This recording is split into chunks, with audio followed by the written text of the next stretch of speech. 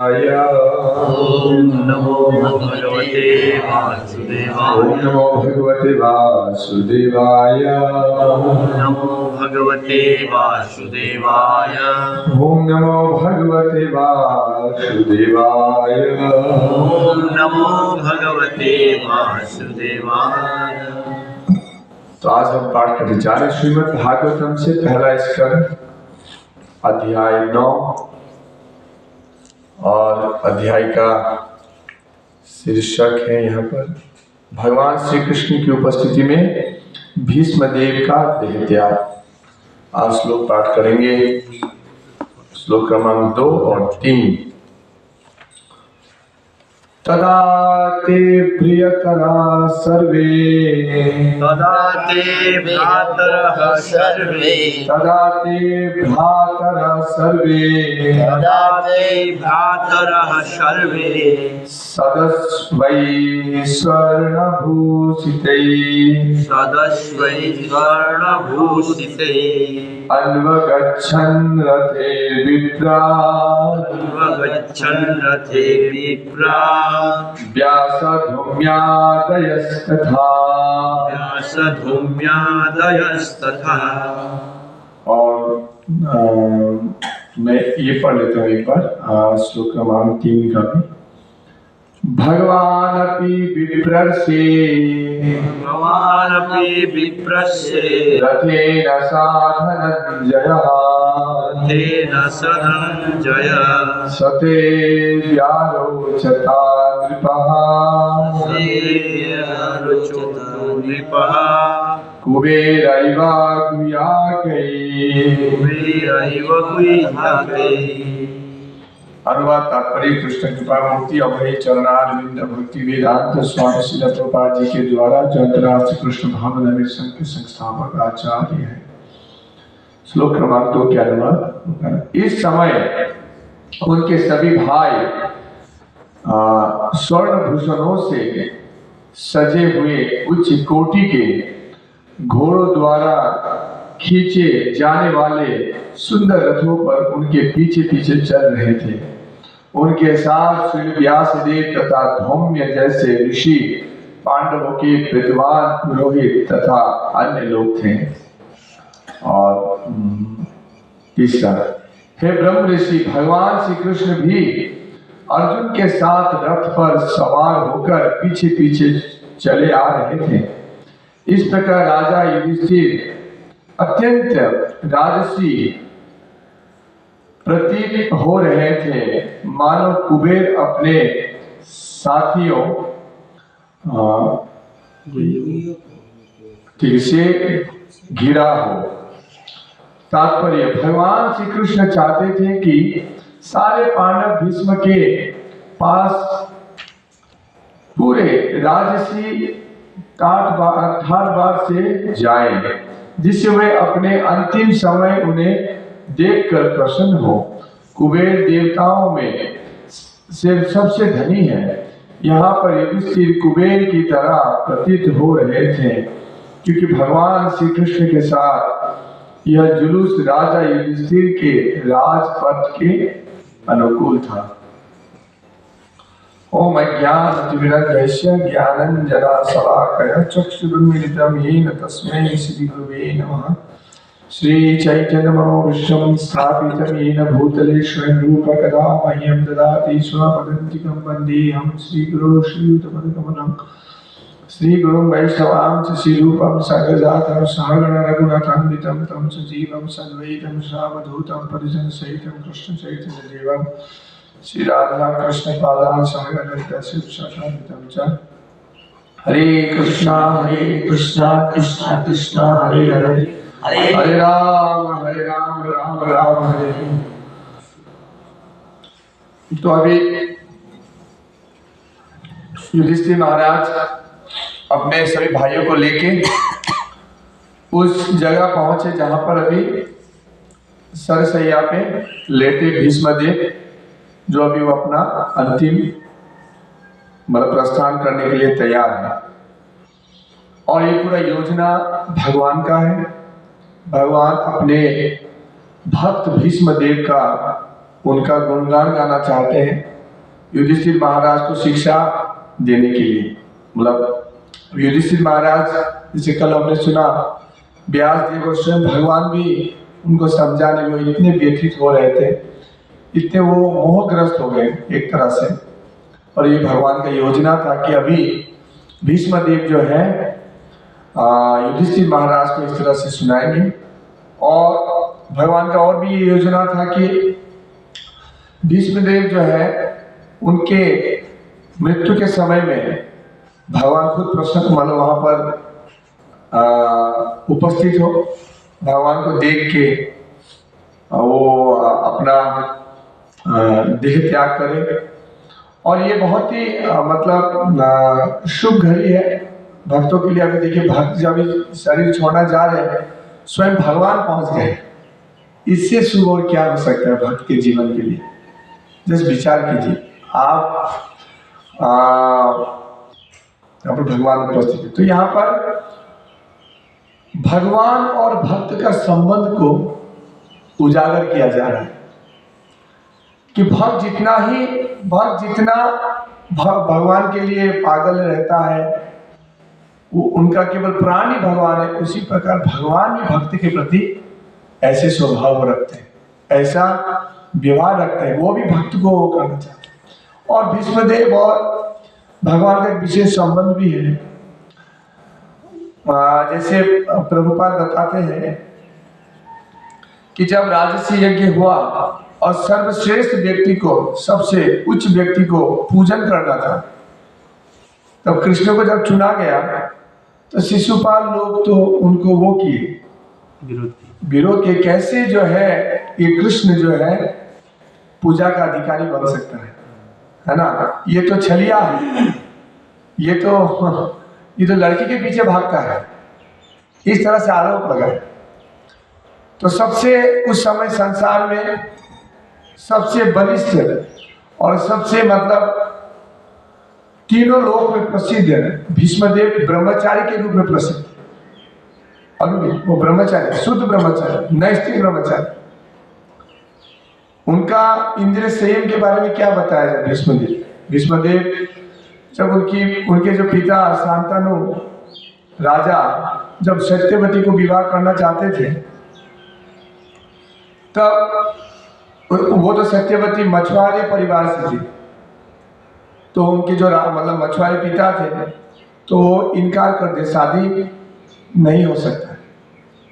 तो फिर वो उदास हो गए शांतनु महाराज। तो भीष्म पितामह उसका इंक्वायरी की मेरे पिता, तब उनको पता चला वो सत्यवती से शादी करना चाहते हैं पर पिता नहीं दे रहे। तो उनके पास वो गए भीष्म पितामह, वो पूछते हैं क्या कारण, जब इतने महान राजा को आप अपना बेटी को नहीं कन्यादान देना चाहते, नहीं, क्या कारण है? क्योंकि वो शादी करके भी क्या लाभ है ना, वो तो नौकरान की जैसे रहेगी, क्या आपका क्या है भीतर का राज। तो बोलते कि अभी जो सत्यवती का राजा बेटा होगा वो राजा नहीं बनेगा, क्योंकि आप बड़े बेटे हो, आप राजा बनोगे। तो भीष्म पितामह ने बोला नहीं, तब मैं राजा नहीं बनूंगा, मैं राजा नहीं बनूंगा, आपका पुत्र मतलब ये आप शादी करा दीजिए। तो बोलते हैं आप राजा नहीं बनेंगे, आपका जब शादी होगा आपका बेटा राजा बन जाएगा। तो बोले नहीं, तब मैं शादी नहीं करूँ। ऐसे हैं मतलब पितामह भीष्म कि मुझे शादी भी नहीं करना है, मेरे पिता को आप अपनी बेटी को शादी दिला दीजिए। तो ऐसे प्रसिद्ध और ऐसे इंद्र से कितना वचन का कितना वैल्यू होता है। देखिए आज हम लोग बात बात में धोखा दे देते हैं, बात बात में झूठ बोलते हैं, कुछ पता भी नहीं चला प्रभु जी आएंगे गेलो, सब जगह कोई दाम ही नहीं है ना। वो देखिए पूरा जीवन भर शादी नहीं किए, केवल जीवन भर मतलब वो राजा नहीं बने, केवल वचन दे दिए। कितना वचन का वैल्यू होता था। आज हम लोग देखिए बात बात में झूठ बोल देते हैं, इधर से जा रहे हैं बूढ़ेघाट पहुंचे विश्वनाथाचार्य पहुंच ही गए, ऐसे कई सारे हम देखते हैं। तो इस तरह से इतना प्रसिद्ध जब भीष्म पितामह वो राजसी यज्ञ में बताए कि कि भगवान कृष्ण जैसे मतलब अटूट ब्रह्मचारी कोई भी नहीं है। अब देखिए वो बोल रहे हैं राजसभा में कि वो अपने संगिनी है ना गोपियों के साथ वो खेलती थी, वो खेलते थे, है ना। और ऐसे वो गोपियां कभी प्यार से उनको मतलब क्या बोलते इसको इंग्लिश में हक बोलते, क्या बोलते, आलिंगन भी करते थे। और कृष्णा इतना उनका ब्रह्मचर्य था कि वो कोई प्रभावित नहीं हुए। तो भीष्म पिता बोलते यदि मैं होता उस जगह में तो शायद मैं ब्रह्मचार्य का व्रत नहीं पालन कर पाता। पर भगवान कृष्ण जो है वो बहुत चरित्र से ऊपर है, उनका ब्रह्मचार्य के बारे में कोई सोच भी नहीं सकता। उनके पास भ्रमण करे सुंदरिया, और वो भी कितने सुंदर और कितने बलवान, तब भी वो उनके जो मतलब ये गंदे विचार से प्रभावित नहीं, मतलब इस तरह से मतलब गंदा विचार इलिसिट सेक्स मतलब यौन संबंध में वो बहुत ऊपर है। तो इस तरह से ये परस्पर भाव है। हमेशा भक्त जो है भगवान की सेवा करता है और भगवान भी जो भक्त का सेवा करना चाहता है। आज वो भीष्म पिता का गुणगान गाना चाहता है। तो हमें और देखिए भगवान कितना सोचते हैं कि पितामह भीष्म जो है अपने ये जो उनकी जो पांडव है, ये जो अर्जुन युधिष्ठिर के लिए वो इतना स्नेह रखते थे और वो चाहते थे, वो जानते थे कि राजा उनको ही युधिष्ठिर को ही होना था। पर धृतराष्ट्र दुर्योधन के कारण ये ऐसा स्थिति हुआ। तब क्या हुआ कि वो भी राजा बने, ऐसे भीष्म पितामह का था। तो इसलिए भगवान देखिए अंतिम समय में युधिष्ठिर महाराज को बताया कि आप ऐसे राज ठाट बाट में जाइए, क्योंकि आपको देख के भीष्म पितामह प्रसन्न हुए। तो अब देखिए भगवान कितने सोचते हैं, हर चीज को सोचते हैं। भक्त का क्या इच्छा है वो भी सोच रहे हैं, कितना क्या चीज है, हम क्या कपड़ा लगाए क्या मतलब है, कैसे रहे कैसे खाए क्या मतलब है। पर भगवान मतलब रखते हैं अपने भक्तों का, वो क्या खाएंगे क्या लगाएंगे जिससे लोग प्रसन्न होंगे, मतलब भीष्म पितामह प्रसन्न होंगे। तो इस तरह से भक्त और भगवान, जैसे कल हमने कुछ श्राप के बारे में बताया। तो अभी देखिए उसमें कैसे प्रसंग में हमें सीखना चाहिए। जैसे ब्रह्मा जी अपने बेटी के ऊपर उनका काम इच्छा जागृत हो गया ब्रह्मा जी का, और अपने बेटी के पीछे भागने लगे। पर वो हम प्रसंग का प्रचार नहीं करते। क्यों नहीं करते? वो प्रसंग का प्रचार का विषय नहीं, वो तो एक छोटा सा वो शिक्षा प्रदान करने के लिए वो एक क्रिया है। उनके सामने उन्होंने बहुत सारा सेवा किया, वो गुणगान गाते। और उससे हम क्या सीखते हैं कि भाई काम इच्छा इतना प्रबल है, मतलब यौन संबंध या एक स्त्री पुरुष के प्रति, पुरुष स्त्री के प्रति इतना ये प्रबल हमारा ये मतलब ये इच्छा है कि देखिए ब्रह्मा जी तक भी उनको भी नियंत्रण करना कठिन हो जाता है। उस प्रसंग में इसको हम सीखते हैं। जनरल प्रसंग में वो प्रसंग नहीं लाते हैं, समझ रहे हैं? तो यहाँ पर वो प्रसंग नहीं है, वो प्रसंग है कोई वो नहीं। यहाँ पर क्या प्रसंग है? भीष्म पितामह को भगवान जो है संसार को दिखाना चाहते हैं कि एक भक्त इतना कठिन स्थिति में होते हुए भी इतना दर्द है। वो बोले कि इतना दर्द होता था, वो एक सांस लेकर दूसरा सांस लेने में भी ना उसको बहुत दर्द होता था भीष्म पितामह को। तब भी उन्होंने भगवान का भक्त का उन्होंने सेवा किया। भगवत भक्ति का रहस्य जो है मतलब युधिष्ठिर महाराज को सुनाया। तो यहाँ पर क्या सिखाया जाता है कि जितना कष्ट हो भक्त जो है भक्ति से वो नहीं समझ। आप दो प्रश्न समझ पा रहे हैं? तो ऐसे तो इसलिए बोलते कॉन्टेक्स्ट में हर चीज का हम कुछ जो है प्रश्न उल्लेख करते हैं। यहाँ पर एक भक्त जितना भी कष्ट में क्यों ना हो वो भगवान की भक्ति को नहीं छोड़ता है और प्रचार में रत रहता है। तो इसीलिए हम लोग भी यहाँ पर है, हम लोग भी गिने चुने मतलब पीएचडी जो करते हैं वो गिने चुने ही होते हैं। जो यूनिवर्सिटी में जो पीएचडी करता है या बाजार में हीरे का दुकान गिने चुने ही होते हैं। प्लास्टिक का दुकान बहुत सारा होता है ना, प्लास्टिक चीजों का दुकान बहुत सारा, हीरा का दुकान कम होता है। उसी प्रकार यूनिवर्सिटी में जो पीएचडी डिपार्टमेंट उसमें भी छात्र जो है विद्यार्थी कम ही होते हैं, क्यों? ये बहुत कठिन सब्जेक्ट होता है। तो उसी प्रकार हम भी जो भक्त यहाँ पर आए तो हमारे प्रॉपर पूरे PhD लेवल का स्टूडेंट हम लोग हैं, कि भक्ति उस प्रकार का PhD लेवल का भक्ति। तो इसीलिए तो हमारा जीवन, हमारा प्रतिदिन जो है भगवान की गुणगान में जाना चाहिए, गुणगान में जाना। ऐसा नहीं हो कि हमारा समय व्यर्थ ही चला जाए, हम नहीं कर पाए सो के। ये बड़ा अवरोध है हमारे भक्ति जीवन में, निद्रा। निद्रा से हमारा पूरा जो है गृहस्थ जीवन में पूरा मतलब ये जो भक्ति जो है ना पूरा रोक देता है, पूरा रोक देता है। अब देखिए 8 बजे के बाद तो काम का रजोगुण तो पूरा प्रभाव में आ जाता है। 8 बजे के बाद ये करना, वो करना, ये करना, घर का बिजनेस का, ये फोन करना, ये करना, 8 बजे का प्रभाव जा रहा है। तो हमारे पास क्या समय है? 8 बजे तक ही तो समय है। तो इसलिए 4 बजे से 8 बजे का जो समय है उसमें भी गौ सेवा रहता होगा आप लोग का। तो हमारे पास कितना कम समय है देखिए भक्ति करने के लिए। दिनेश बाबू इसको समझिए, रमेश बाबू इसको समझिए कि हमारे पास कम समय है, 4 से 8, उसमें भी गौ सेवा, ये सेवा, वो सेवा। तो उस समय में मुझे हमें भक्ति का जो उन्नत जो गुणवत्ता है उसमें कितना ध्यान देना होगा। और उसी समय यदि हम सो के पार करके कितना हमारा जीवन व्यर्थ चला जाएगा, विचार कीजिए। तो इसीलिए हमें पूरा गंभीर होकर मंगला आरती करना, गंभीर होकर सुबह के समय भगवान का पवित्र नामों का जप करना। आप बोल सकते हैं मैं दिन में जप करके खत्म किया, पर उसका जो गुणवत्ता है वो इतना गुणवत्ता नहीं होता, इतना गुण नहीं होता वो जब माला था।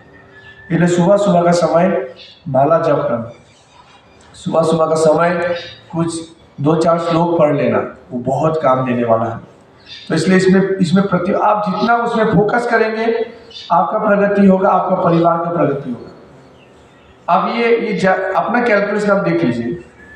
यदि आप सुबह नहीं उठ रहे, भक्ति नहीं करें, तो आपका वो भक्ति का समय चला गया और वो आपका परिवार भी भक्ति नहीं करके चला गया, क्योंकि आपने नहीं किया। परिवार जो मेन गृहस्थ है उसने भक्ति नहीं किया, तो परिवार वाले कैसे भक्ति करेंगे? वो भी सो के चला पार कर देंगे। तो ये इसमें विचार करें और गंभीर बनना है, गुरु का आश्रय लेना है। इसीलिए गुरु धारण का आवश्यकता है, इसीलिए कि हमें जल्द से जल्द गुरु के आश्रय लेना। उसके लिए थोड़ा कम से कम योग्य बन के ये करके हमें प्रगति करना है। नहीं तो क्या होगा कि हमारा समय जा रहा है, बहुत जा रहा है। तो मैं इसलिए सभी से देखिए, आज जैसे भगवान और ये हम कैसे समझेंगे? मतलब भगवान इस तरह से भीष्मदेव का गुणगान गा रहे हैं, भीष्मदेव भगवान का गुणगान गा रहे हैं, भक्त का गुणगान गा रहे हैं। कैसे समझेंगे? जब हम प्यूरिफाई होंगे, जिससे हम शुद्ध होंगे। शुद्ध कब होंगे? जब हम तपस्या करेंगे। तो ये मेरा सभी भक्तों से विनती, हम लोग कम ही लोग हैं, पर हम लोग को बड़े एक जगह में प्रचार करें, बहुत भक्तों को बुला रहे, वो ठीक है, बुलाना चाहिए, मंदिर भर जाए और एक मंदिर बने, वो ठीक है। पर हमेशा ये याद रखना है कि प्रतिदिन मैं प्रगति कर रहा हूँ कि नहीं, ये हमेशा ध्यान रखना। इसलिए भक्त बोलते हैं 3 चीज में किया कि नहीं प्रतिदिन: कृष्ण नाम, कृष्ण काम, कृष्ण धाम। मैंने पवित्र नाम कैसे लिया, मेरा गुणवत्ता क्या था, उसको एक बार एनालिसिस कीजिए। कृष्ण काम, मैंने कृष्ण के लिए क्या सेवा किया पूरे दिन भर में, है ना? किसी को फोन किया, भाई सुदामा सेवा करेंगे क्या? किसी को फोन किया, भगवान के लिए ईंट देंगे क्या? कुछ भी भगवान के लिए कुछ सेवा करना, किसी को प्रचार किया, भगवान का नाम जपिए, वो है कृष्ण काम, वो डायरेक्ट सेवा। और एक कृष्ण धाम, भक्तों के साथ, साधुओं के संगति में रहना। तो वो मैंने ये दिन भर मैंने ये किया कि नहीं, इसको बार बार अवलोकन करना है।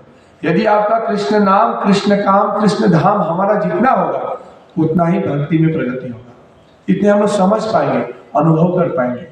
नहीं तो फिर होगा हमारा समय चला जाएगा, पीछे बहुत पश्चाताप होगा। तो अभी